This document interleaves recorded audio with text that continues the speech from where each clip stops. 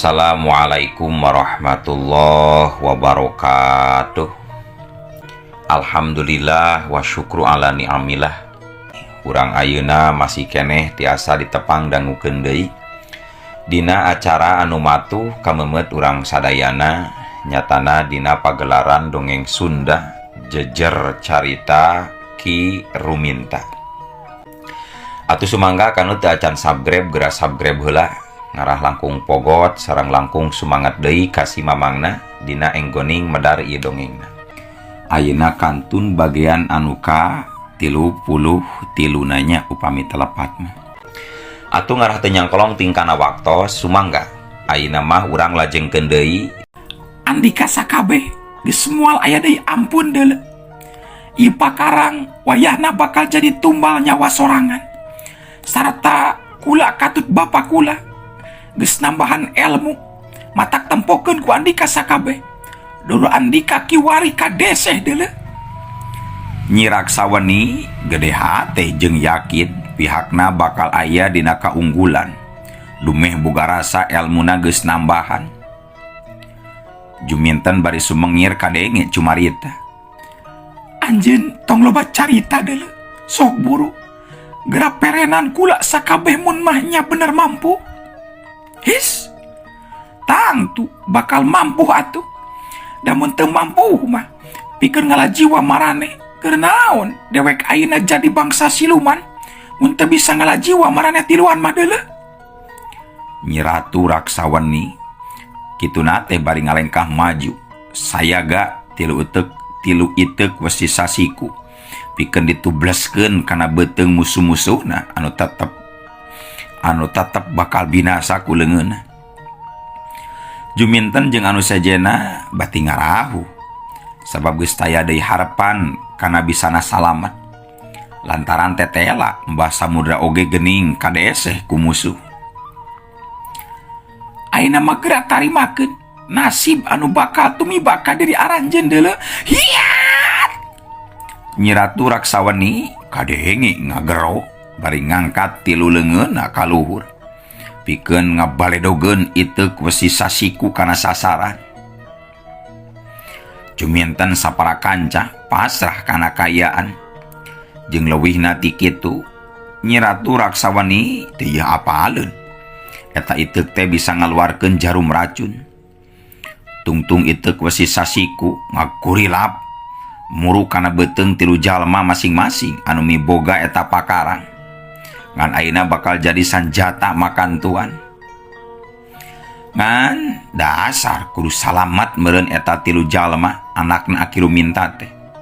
Sabab samemeh tilu seseukeut itek wesi sasiku nancreb kana beuteung masing-masing. Ngadadak haritaya jirim ngolebat mapag eta tilu itek. Sakaligus nibankeun runtuyan panarajang ka Nyi Ratu Raksaweni tanpa bisa disingkahan deui. Hiu kurilap terang curelat cegrot cerbet dus aduh tobat cengkang gedebut les. Jirim Nyi Ratu Raksaweni langsung ngegedebut rubuh terus ngiles tina teuteupan. Ngadenge jeung ningali anakna ngajengkang rubuh bari langsung ngiles. Prabu Raksabuana tuluy ngarangseg ngababi buta ka jirimna Mbah Samudra. Jepang rasana mah cenah eta teh Mbah Samudra anu geus ngalakukeunana. Duak cekuk cebrot cerbet dus. Yakin Mbah Samudra teh geus rubuh harita ku diri aing. Terus geus kitu gibeg les. Prabu Raksabuana ngagibegeun awakna terus jirimna ngiles tina teuteupan. Sedangkan kursi singgasana katut para ponggawa tembong turun ngarelep kana dasar laut. Jeung munseug Prabu Raksabuana aya keneh teu langsung ngagibegeun awakna bari ngaleungit. Abong mun teu kaget ari sabab anu tadi rubuh teh horeng ukur dahan tangkal kai. Sedangkan anu aslina mah Mbah Samudra anu harita mapag panrajang Nyi Ratu Raksaweni nepi ka rubuhna tuluy ngiles. Udang euy, udang. Naon ngadon hees dina rakit deuleu, burukeun udang. Mbah Samudra terus nitahar udang ka Juminten katut anu liana. Nya, harita tiluana bareun tah. Mbah, Juminten katara pangheulana cangkat tina ngagolerna, laju ngarer ka Mbah Samudra. Sok buru gerar udang, entong jiga anu kaget kitu nempok ulah teh deuleuh udang. Kaget we atuh Mbah. Tadi teh apan bate ngajungkal rubuh geuning ayeuna ujug-ujug aya deui geuning Mbah. Tong aneh deuleuh. Eta memang sabagian tina ilmu kula anu aheng. Malah ilmu ieu oge kapibaan da ku hiji lalaki kolot anu nalah Aki Ruminta. Ngan umurna jauh aya di saluhureun di diri kula. Tapi edas panjang umur eta mangkluk teh euy. Juminten jeung Gopur katut nene tembong karek carengkat sarta rikat dariuk sila bari ngalatur napasna pikeun ngusir racun make tanaga murnina. Mbah Samudra mungguh reueus nepo Juminten jeung anu liana mibanda daya tahan anu istimewa bisa nahan gempuran panarajang musuh. Haye, tah ayeuna mah pakarang maraneh baralik deui. Kula reogreg nepo daya tahan anu mungguh kuat jeung hebat deuleuh. Mbah Samudra terus ngasongkeun ieu ku sisa siku. Ku Juminten katut anu liana gancang di tarampanan. Gancang ngacarita tanpa loba deui obrolan. Harita opatanana naruskeun deui lampahna ngajugjug ka Gunung Guntur. Jarakna masih keneh anggang karek nepi ka dasar basisir laut kidul. Butuh sapoe deui pikeun nepi ka tempat tujuan teh. Cag tunda anu kacarita. Ayeuna kocapkeun deui di imahna Aki Ruminta. Kira wanci jam 8 panceg. Kakarak ritual teh dimimitian. Larasati ngahaja sina diuk dina bangku make samping jangkung. Buuk dirumbaikeun. Cai herang kaambung seungit kembang mustika Malakasari anu bet katara ngagebur hurung warna bodas. Emi, ieu murid anjeun arek dimimitian nyirepkeun mustika Ratu Malakasari. Mudah-mudahan we sing aya dina kalancaran Emi. Satu tas tawasulan Aki Ruminta laju ngagero batina ka Emi anu ngaradak kadenge sora anu nembalan. Alhamdulillah, nuhun Akang. Murid abdi aya anu ngajejeuhkeun. Mugi we sing aya dina kalancaran Akang. Cek sora Emi tanpa jiri. Nya, sami-sami Emi. Di mana atuh Emi teh ayeuna? Geuning da si Nyai oge seukeut pirasatna ayeuna mah. Yakin cenah Emi teh hirup keneh. Bener teh kitu sawangan Akang jeung si Nyai teh nyalahan Emi. Akang, Emi teh sabenerna mah hirup keneh. Aya jalma anu nulungan ka Emi. Ngan wayahna we moal waka dicaritakeun ayeuna. Engke oge sabatae bakal apal. Sabab bakal panjang caritana mun kudu diobrolkeun ayeuna mah kana getaran batin Akang. Nyakeun Emi, Akang ngarti. Reug-reug ayeuna mah Emi puguh salamet aya nu nulungan. Tapi bisa meureunan nyebutkeun saha jalmana anu geus nulungan ka Emi? Oh, hampura Akang. Eta oge moal waka disebutkeun. Masih can waktuna. Pikeun jalma sejen apa? Omat Akang ulah ku ciwa mi HP si Nyai. Pangjagakeun, ngapingkeun Akang. Nyakeun siap. Ku Akang diesteukeun pisan Emi. Tah ayeuna geus jasa jam 8 panceg. Geus waktuna ngalaksanakeun ritual. Jeung tadi nama arek jam 12 peuting ngan datang deui ilapat cenah kudu jam 8 panceg. Sok mangga Akang. Mugi we sing lancar jeung hampura abdi anu boga hadasna ngadon jadi akang anu riweuhna. Teu nanaon Emi, teu nanaon. Yo ge sarua geus jadi kewajiban akang. Sok anya akang ayeuna mah rek persiapan heula jeung nyagikeun sagarupana. Nya mangga Kang. Sambungan geteran batin harita terus pegat. Renghap. Aki Ruminta ngarenghap narik napas. Hatena pugu bagja Ma Emi tetela hirup keneh.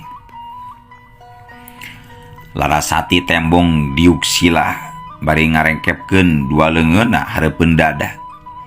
Panonna peureum ngaheningkeun cipta nutup indra pangrungu katut indra pangrasa jeung pikiran anu kudu museur kana hiji tujuan. Ambu Ruminta aya ngabantu memener tempat jeung maturan dititah ku Aki Ruminta. Tur sanggeus cai herang dina wadah diparancahan. Sarta Mustika Ratu Malakasari geus robah wujudna jadi sinar bodas ngagurilah. Laju eta cai teh terus dikucurkeun ti mimiti mun-munan terus turun kana tak-tak kenca jeung katuhu. Kadenge Aki Ruminta ngagerendang mapatkeun jampe pamakena. Aji sirep ruwatan raga nyanding sirep Mustika Malakasari ning ragane Larasati sing jadi kakuatan brojo tulo urut wajah balung wesi. Nyanding la ilaha illallah Muhammadur Rasulullah. Gejur Ciherang anu geus ngahiji jadi kakuatan terus dikucurkeun kan awakna Larasati salantisna mimiti tina munbunan lantis nepi kana sakujur badan. Kurila awak Larasati jadi tuluy hurung bodas kuguilapan bari awakna ngageleter tanda kekuatan Mustika Malakasari mimiti nyanding kana warugana Larasati. Jurung kuno badan Larasati ujug-ujug ngapung kaluhur meh adak sirahna kana lalangit kamar anu memang eueuh paraan bari awakna ngageter beuki narikan. Teng gejlig. Teu lila awak Larasati turun deui kana tempat asalna. Sinar bodas ge terus ngaleungit. Alhamdulillah, beunta Nyai, beunta. Geus anggeus ritualna oge, sok gera hudang. Aki Ruminta cumarita nita hudang ka Larasati tina diukna. Brai. Larasati beunta laju cangkat tina diukna. Bet asa aya nu beda, awakna beuki karasa lalampang, tetempuan tambah seukeut. Atos ieu teh Waki. Awak abdi asa tambah harampang sareng awas ditinggalian Waki. Geus Nyai, mata kayan Nyai kitu teh. Eta teh pangaruh tina mustika anu geus nyurup kana waruga Nyai. Tanya we si Wa Ambu bisi teu percaya sama Nyai. Larasati ngareret ka Ambu Ruminta bari unggek tuluy imut. Ambu Ruminta kadenge cumarita. Bener cek si Wa Aki oge Nyai. Kaya Nyai kitu teh alatan tina mustika anu nyurup kana badan Nyai sarta mata aheng puguh oge Nyai. Aheng kumaha maksad Wa Ambu teh Wa? Pangna disebut aheng teh eta awak Nyai nepikeun ka hurungna terus ngapung meh nepi kana lalangit kamar sira oge. Baru kutande awak abdi tadi ngapung sareng hurung wanini. Nah gening abdi mah teu ngarasakeun naon-naon kita tadi oge. Asa angger we sila di dieu. Apa nantong aneh Nyai. Naon anu katingali ku Wa Aki jeung ku Wa Ambu ku Nyai moal karasa jeung moal sadar kana kayaan. Oh, ku tante gitu nya Waki. Nyata kitu pisan Nyai. Sareta kayaan teh pangaruh tina Mustika Ratu Malakasari anu kiwari geus sumurup kana waruga Nyai. Bunga taya papadana Larasati harita sabab gening ukur singkat Mustika Ratu Malakasari teh geus nyanding kana ragana jadi sumber kakuatan kasakten pikeun dirina. Heuleut 2 poe ti harita beuki tembong kasaktian Larasati leuwih cepet ningkat tibatan ti heula. Gerakan katu tanaga lapisanana leuwih ngaronjat. Katambah-tambah dilatih deui ilmu ku Aki Ruminta. Atuh puguh we beuki manjing pangartina teh leuwih ti cukup sanajan can nepi kana sampurnana. Ngahajah Larasati nyoba awakna anu harampang teh dipake ngalatih diri. Oge pikeun ngalatih si Aduy jeung si Adai katur si Odoy. Anu ayeuna mah ngaku guru sapinuhna ka Larasati jeung ka Aki Ruminta teh. Corelat jeleng. Larasati sanggeus ngerasa cukup latihanana terus ngagajeleng murut tepas. Gek diuk emok hareupeun Aki Ruminta bari manggut. Teu poho bari nyusutan kesang anu renung dina tarang. Kumaha Nyai, cukup latihan teh? Ceuk Aki Ruminta dibarung jeung neuteuk. Alhamdulillah, rada karaos ayeuna mah ieu capena Ki. Tapi teu naon capek oge. Anu penting asak ilmu abdi, kitu tahu Aki. Tembal Larasati. Alus, memang kudu kitu latihan mah sing husyuk terus semangat. Ulah leutik hate jeung kaleken. Muhun Aki, memang kedah kitu. Upami hoyong asak mah pangarti. Aduy anu kabeneran tieta tadi oge memang aya ngobrol jeung Aki Ruminta kadenge milumairan ku caritaan. Duh, akang ngaraos reueus Nyai Guru. Ningali Nyai Guru langkung ningkat deui elmuna. Bagja akang tiasa kagungan guru sapertos Nyai Guru henteu nyalahan. Nuhun Kang Aduy. Abdi memang sakuduna leuwih maju dina nyangking pangarti. Ulah nepi ka somogol. Sabab abdi buka cita-cita hayang numpur ludeskeun kajahatan. Oh, muhun Nyai Guru. Ku akang dirojong pisan cita-cita Nyai Guru teh. Akang selaku murid saya gapikeun ngabantu Nyai Guru. Siap Kang Aduy. Ditarima ku abdi eta paniatan teh. Nanging akang teh nembe tos ngobrol sareng Aki Guru. Yen akang teh hoyong ngiring ngarencangan Nyai Guru dina lumampah. Aduy negrakeun kahayangna nyaeta nganteur lumampahna Larasati. Sameh Larasati ngomong deui kadenge harita Aki Ruminta nyarita ditujukeun ka Larasati. Nyai. Tadi jang Uday teh meredih hayang milu nganteur Nyai lumampah cenah. Kumata kira-kira Nyai satuju mun jang Uday milu. Aki Ruminta naleh. Larasati teu waka ngajawab, ngadon ngahuleng bangun keur mikir. Nempok kitu Aki Ruminta kadenge nyarita deui. Sok ku Aki dibere waktu pikeun mikir sing asa. Kacindekan aya di diri Nyai eta mah. Painghap Larasati rumeng hapok ngawalon ku caritaan.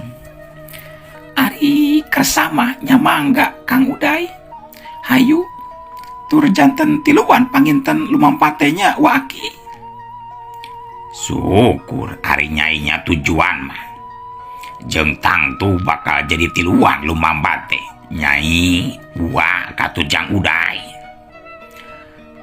Tapi dinten iraha bade lumampate Ki Guru.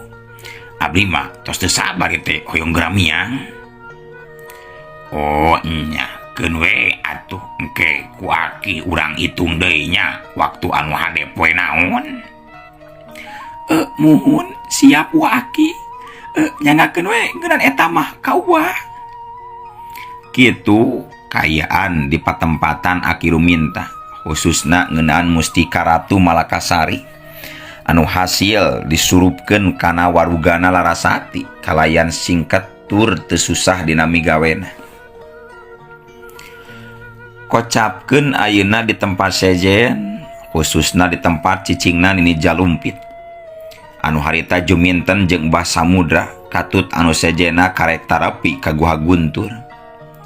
Ku Nini Jalumpit gancang dibageakeun tur sanggeus rine kadenge Mbah Samudra miheulaan muka obrolan. Baku maneh mah Jalumpit, mondang kula ka dieu teh ari aya masalah we. Ari teu boga masalah mah can pernah ngageroan geuning ka kami teh Jalumpit. Akang Samudra mah anger we nya, anda teh tiba heula henteu robah-robahna.